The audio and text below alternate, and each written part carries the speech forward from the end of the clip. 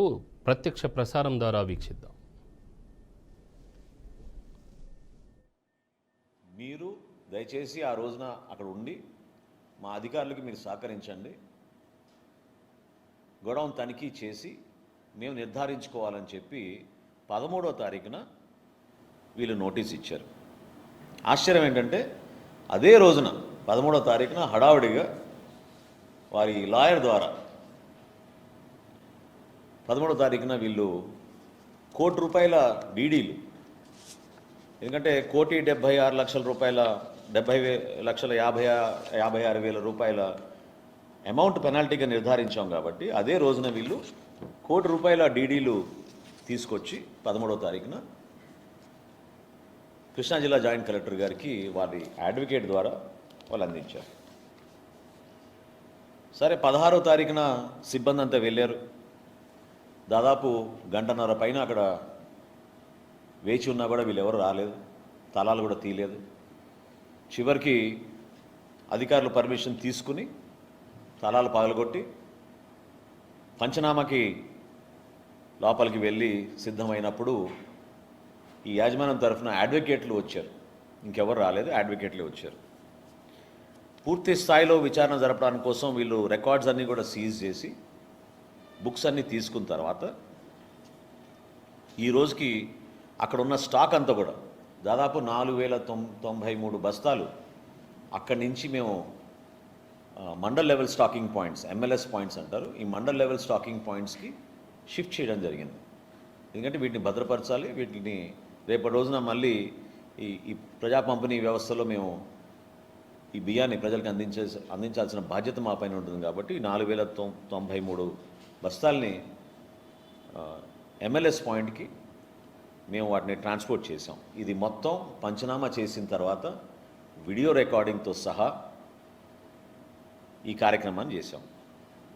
అయితే ఆశ్చర్యకరమైన విషయం ఏంటంటే వీళ్ళు ఇచ్చిన ఈ లెటర్లో టెక్నికల్ గ్రౌండ్స్ వలన ఏదైతే పక్కన ఉన్న వేయింగ్ మెషిన్, లారీ వే బ్రిడ్జ్ ఏదైతే ఉందో దాంట్లో టెక్నికల్ ప్రాబ్లం వలన మాకు స్టాక్లో కొరత వచ్చింది, ఇబ్బంది వచ్చింది, అందుకనే మేము ఆ బాధ్యత మేమే తీసుకుంటున్నామని వీళ్ళు చెప్పారు. అయితే వీళ్ళు మర్చిపోయారో లేకపోతే ప్రజలకి తెలియదు అనుకుంటున్నారో లేకపోతే ఇన్వెస్టిగేషన్లో బయటికి రాలేదు అనుకుంటున్నారో కానీ వీళ్ళకి ఆనుకుని ఉన్న ఇంకొక వేర్ హౌస్ ఉంది, సత్య వేర్ హౌస్ అని. సత్య వేర్ హౌస్ వాళ్ళని నవంబర్లోనే మేము డీలిస్ట్ చేసాం. సత్య వేర్ హౌస్ వాళ్ళు ఎప్పుడు కూడా ఈ వేర్ బ్రిడ్జ్ గురించి కంప్లైంట్ చేయలేదు.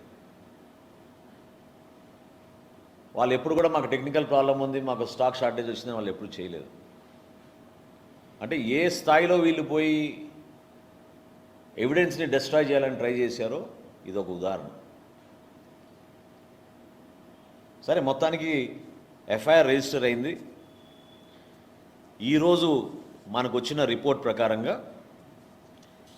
243 మెట్రిక్ టన్స్ అంటే 4,840 బస్తాలు షార్టేజ్గా నిర్ధారించారు.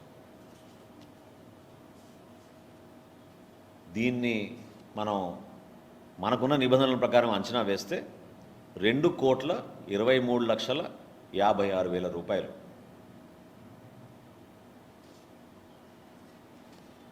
ఇంతటితో ఆగిపోలేదు. ఎందుకంటే ఈ రెండో గోడౌన్ పైన కూడా మాకు అనుమానాలు ఉన్నాయి, అక్కడ కూడా చెక్ చేసుకోవాల్సిన అవసరం ఉంది. ఈ స్టాక్ అంతా కూడా మనందరం గమనించాల్సింది ఏంటంటే గత ప్రభుత్వంలో ఒక బాధ్యత కలిగిన వ్యక్తి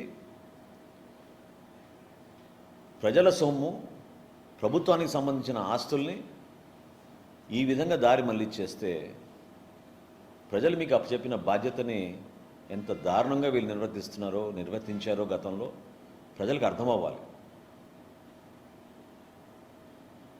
ఎక్కడ కూడా కక్ష సాధింపు లేకుండా ఒక డీటెయిల్డ్ ఇన్వెస్టిగేషన్ చేసి విజిలెన్స్ ద్వారా రిపోర్ట్ తెప్పించుకుని క్షేత్రస్థాయిలో ఉన్న వాస్తవాల్ని పౌర సరఫరాల శాఖ మరియు రెవెన్యూ సిబ్బంది, లీగల్ మెట్రాలజీ డిపార్ట్మెంట్ నుంచి కొలతలు మొత్తం చెక్ చేసుకుని ఎక్కడ కూడా పొరపాటు లేకుండా రికార్డ్స్ అన్నీ సీజ్ చేసే విధంగా మేము చర్యలు తీసుకున్నాం. సో దయచేసి ఎవరు కూడా దీన్ని ఆ, ఎందుకు ఇంకా యాక్షన్ తీసుకోవడం లేదు అని కొంతమంది హడాడి చేస్తున్నారు. వాళ్ళందరికీ నేను చెప్పగలిగే సమాధానం ఒకటే, చట్టాన్ని ఎవరు కూడా తప్పించుకుని వెళ్ళలేరు. అది ఎంతటి వారైనా ఎవరైనా సరే రూల్ ఆఫ్ లా ఇంప్లిమెంట్ అవ్వాల్సిందే. పదే పదే పదే పదే మా ఉప ముఖ్యమంత్రి గారు పవన్ కళ్యాణ్ గారు, అదేవిధంగా రాష్ట్ర ముఖ్యమంత్రి చంద్రబాబు నాయుడు గారు ఒకే ఒక మాట చెప్పారు, అనవసరంగా ఎవరిపైన కూడా మేము కక్ష సాధింపులు చేయం, కానీ పొరపాటు చేసిన వాళ్ళని మాత్రం ఖచ్చితంగా మేము వదలం. అంటే ఒక గోడౌన్లో వీళ్ళు ఇన్వెస్టర్లుగా వీళ్ళు వచ్చి 2021లో ఈ గోడౌన్ని పౌర సరఫరాల శాఖకు అప్పచెప్పి